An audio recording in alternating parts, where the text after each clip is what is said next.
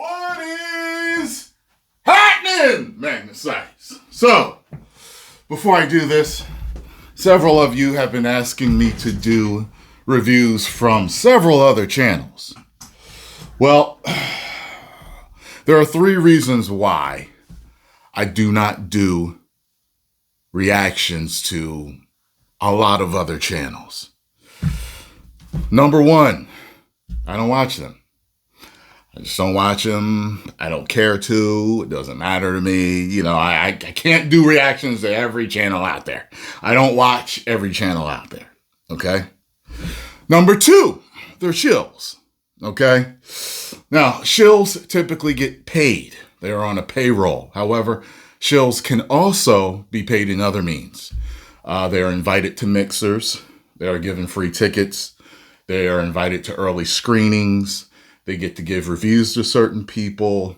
They get gift boxes in the mail with the mug, with the t-shirt, stuff like that. That's incentive to give a movie a good review. And if you hated it, you're not too mean when you give that review. And third would be, I know that they're piece of shit people. They're backstabbers in the industry. They're snakes. Vampires. They even backstab their own friends that work on the channels with them. I know several of these people, or have met several of these people, or I've heard stories from other people about these people. So, a lot of those channels have actually talked trash about me, disrespected me. And if you talk trash and disrespect me, you would never get any play on my channel, okay? Or they're a combination of the 3. So just keep that in mind, okay? Whenever you don't see me react to someone else's review or something, just think, oh, he probably doesn't watch them. Or maybe they're a shill. Or maybe they're the snakes of the industry. They wouldn't want to do that. Just think, or maybe they're a combo. All right? Now, one of the good guys of the industry, the critical drinker. Go over there and subscribe. Tell him the Tyrone Magnus sent you. Now, let's check this out.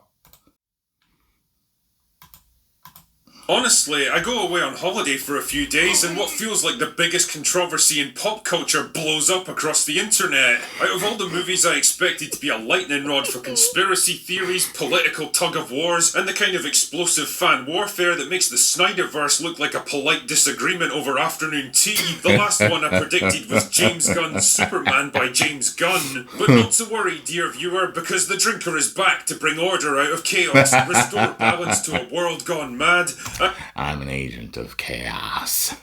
and pronounce the final verdict on James Gunn's Superman by James Gunn. And damn, man, what a delightfully optimistic, frustratingly flawed, and thoroughly weird movie this turned out to be. On the plus side, the casting is excellent. David Corenswet turned out to be a perfect choice for the Man of Steel. The script doesn't try to diminish or deconstruct him, just to massage some smug filmmaker's nihilistic ego, but instead presents him as a flawed but good-hearted man, doing his best to navigate a complex world.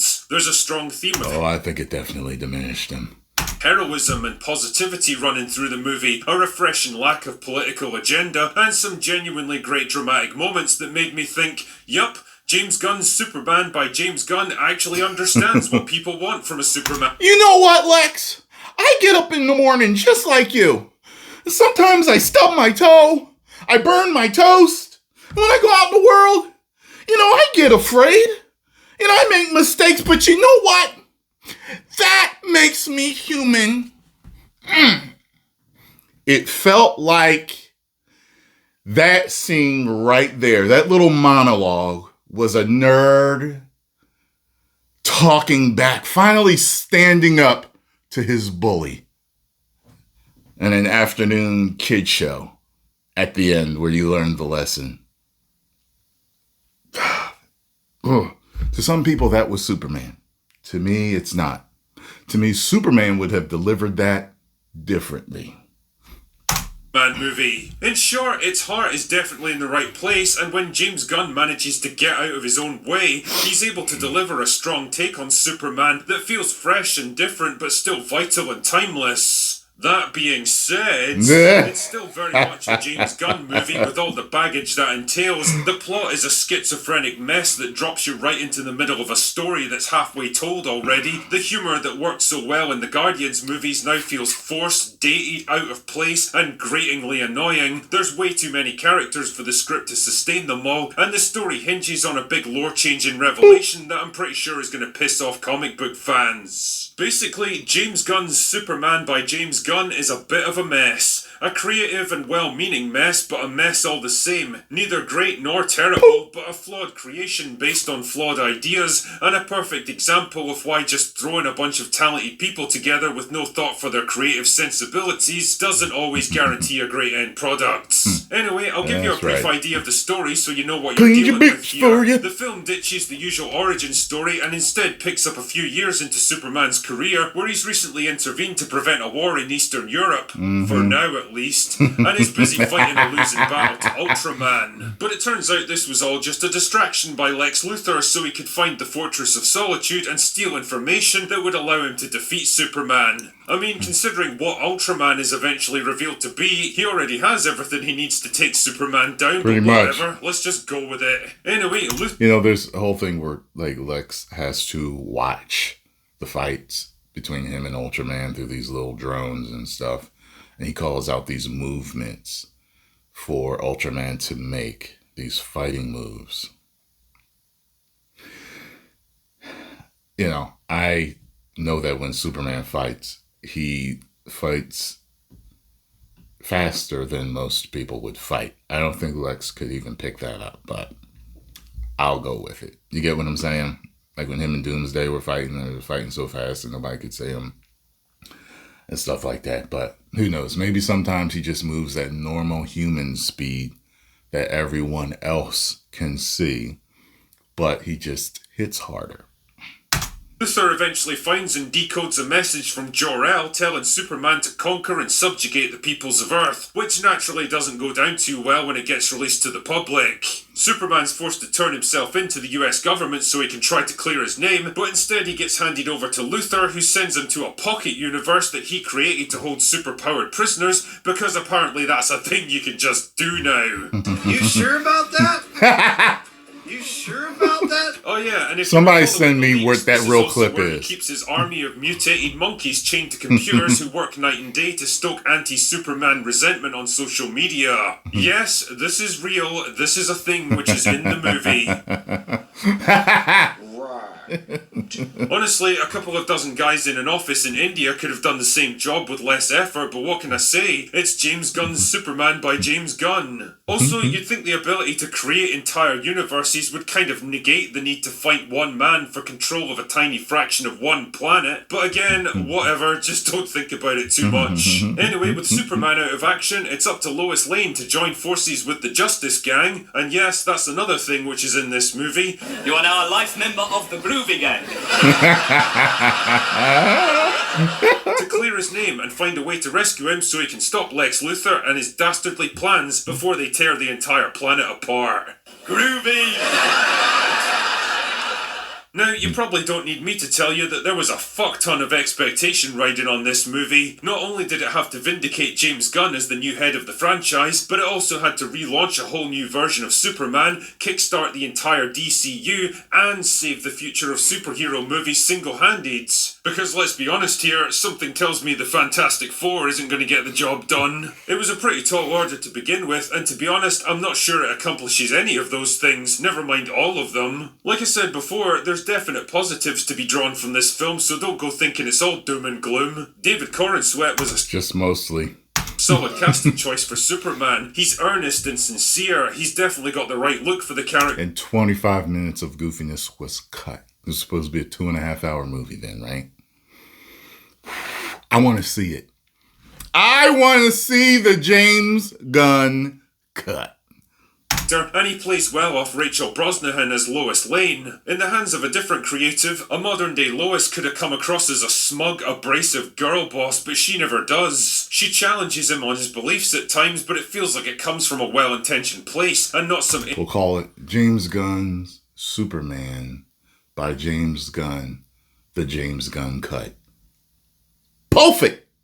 insecure need to assert moral superiority over him. Crypto the Superdog was another divisive aspect of the trailers. Some people loved him, others hated him, but really, he's not a big deal in the movie at all. He was an irritant. He shows up from time to time when the script needs him, and then conveniently vanishes when it doesn't. The Justice Gang are a bit of an odd choice, though. Apart from Mr. Terrific, they don't have much to do except fight the odd monster in the background, and that really pisses me off because Nathan Fillion and deserves say dumb better, shit. God damn it. There was also a pretty huge fucking debate raging around whether this film had some political axe to grind, mostly due to a misquoted Variety interview with James Gunn that was then amplified by absolute retards like Mark Melkin.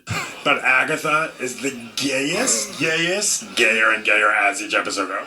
I hate so much about the things that you choose to be. You can almost feel how desperate he is to lead the cast into saying something, anything controversial for clicks and retweets. Superman is an immigrant story, that it is political.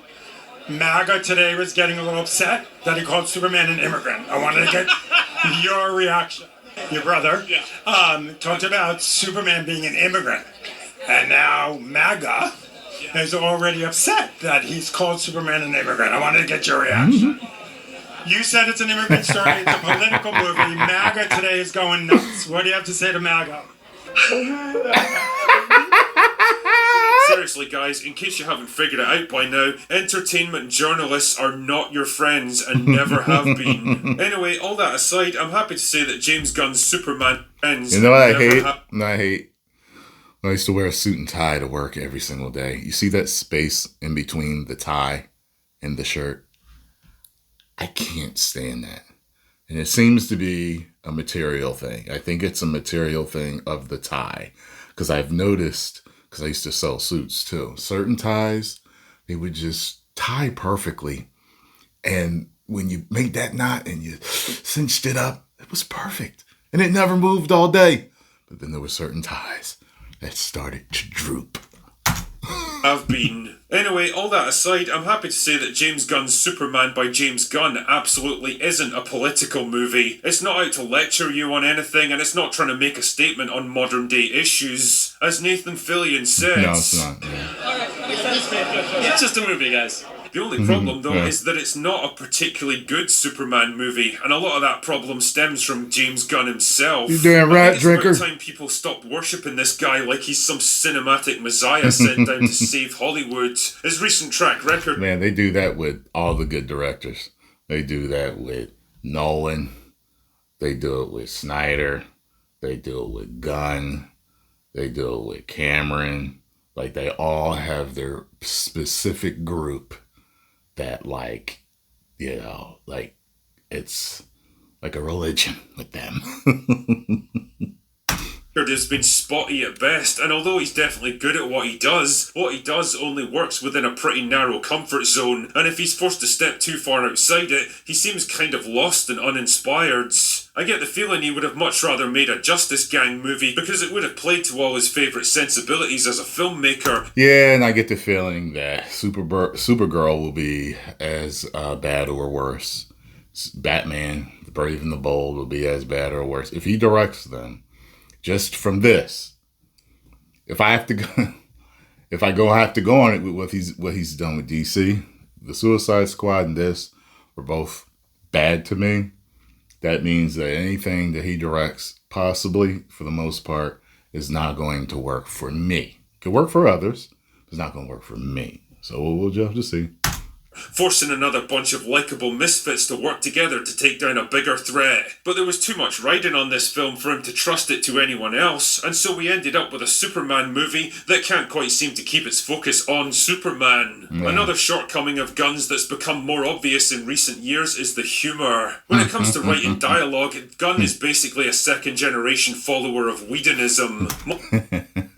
It always worked. In the Guardians of the Galaxy movies, and for a while, like for seriously, like I don't think Marvel humor ever bothered me. It didn't. But when I saw the humor in Suicide Squad, it didn't work for me. When I saw it in this, it didn't work for me. In Peacemaker, it worked. But, yeah.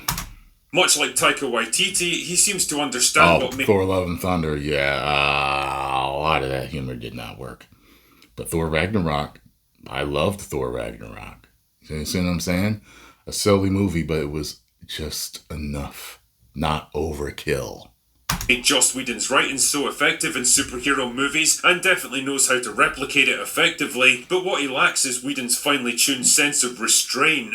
A bit of carefully crafted levity at just the right moment can really enhance a dramatic scene, but too much at the wrong time soon becomes an irritating distraction, and that's exactly what Superman suffers from. Every time the movie's on the brink of some intense, heartfelt moment, it's almost always undercut by some shitty, badly executed joke, like it's afraid to ever take itself seriously. Not every movie has to be Guardians of the Galaxy, James. You're allowed to move on in life. There's just so much shit thrown at you in this film, so many characters that don't get the time and space they need to breathe and develop, so much world-changing technology and truncated subplots that it becomes kind of overwhelming after a while. By the time the credits rolled, I actually felt tired of it all. It's a film that never quite finds its... It's like watching a movie about a box of Fruity Pebbles. It's just so vibrant and mixed up and chock full of everything. Narrative focal point that's in such a rush to introduce so much new stuff that it ends up getting in its own way. And it doesn't help that it feels like we're dropped into a story halfway through the telling, like there should have been another movie before this one to properly introduce Superman. You know, they make fun of the Snyderverse talking about Batman v Superman. There was too much in it. And they did the same thing in this, but they're praising it. Superman kills in this one. Oh, but they're praising it. Oh. Hawkgirl kills in this, but they're praising it. Oh. Superman didn't try to save everyone in those falling buildings. Oh, but they're praising it. Oh. You know what I'm saying? It's just, come on, man. Stop.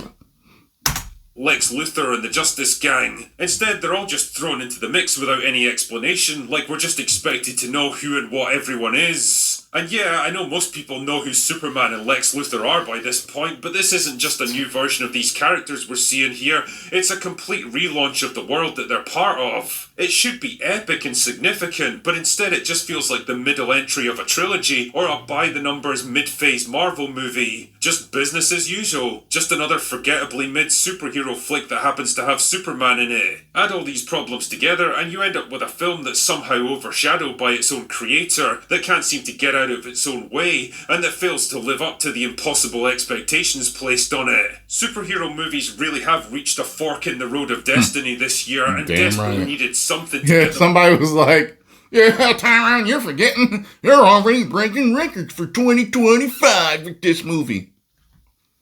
Do you know how low that bar is, pal?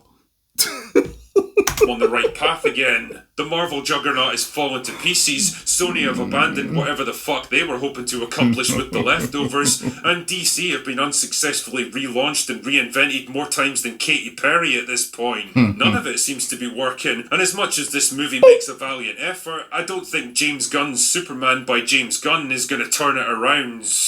I don't either. Anyway, that's all I've got for today. Go away now. Well, I tell you this, you know, it's interesting the way Alexis depicted. It's like he's that geek guy, that geek beta male who's really smart, that's jealous of the good-looking athlete guy that gets the women and is athletically talented. He's just mad at him for who he is. When I was growing up, if you watch the Super Friends, when you get a chance, watch the Super Friends, and you'll see the origin of their hatred, or at least Lex's hatred for Superman. When Superman was Superboy, they were friends. And Lex was actually working on a cure for his weakness to kryptonite. And there was a fire in Lex's lab one day, and Superboy swooped in to save him, and he blew out the flames. But it blew the smoke into Lex's face, taking all of his hair out, making all of his hair fall out. And from then, he swore to destroy him. He hated him for doing that to him. So, yeah. that's what it was for me growing up. Post comments down below. Let me know what y'all think. If you enjoyed my thoughts on this, make sure you hit the like button, subscribe, and share.